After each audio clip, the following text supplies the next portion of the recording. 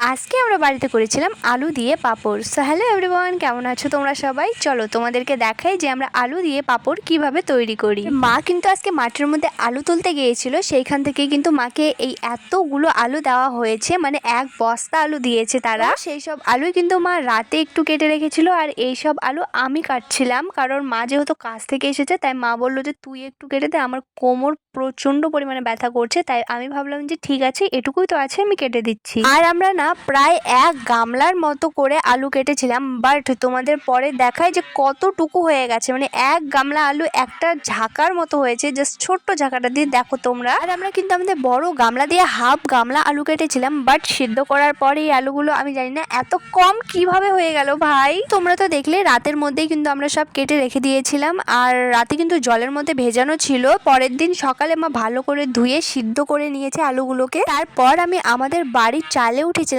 আলুগুলোকে শুকোতে দেওয়ার জন্য। আর মা বলে যে একদিনেই যদি তোমার আলু ভালো করে শুকে যায় তাহলে নাকি পাঁপড় বেশি ভালো হয়। আর তোমরা তো জানোই এই কয়দিন কতটা পরিমাণে রোদ বের হচ্ছে, মানে একদিনে আমাদের আলু শুকিয়ে গিয়েছিল। ফাইনালি আমার আলুগুলো রোদের মধ্যে দেওয়া হয়ে গেছে। তোমাদের না পরে দেখাবো যে এই মানে আলুর পাঁপড় কেমন হয়, তোমাদের একদিন ভেজেও দেখাবো। আর আমি যেইখানেই যাই না কেন আমার গোলু আমার পিছনে ছাড়বে না, মানে আমি যেইখানে যাই এ আমার শুধু পিছেই যাবে আর পায়ের মধ্যে ঘোরপাক করে। আচ্ছা, তোমরা কারা কারা বাড়িতে এইভাবে আলু সিদ্ধ করে পাঁপড় বানিয়ে খেয়েছো অবশ্যই কিন্তু জানিও। হ্যাঁ, পরের দিন কিন্তু তোমাদের অবশ্যই দেখাবো যে আলুগুলো শুকোনোর পর কেমন হয় আর পাঁপড় ভাজা খেতে কেমন হয়। তো দেখার জন্য চ্যানেলটাকে অবশ্যই সাবস্ক্রাইব করে রেখো।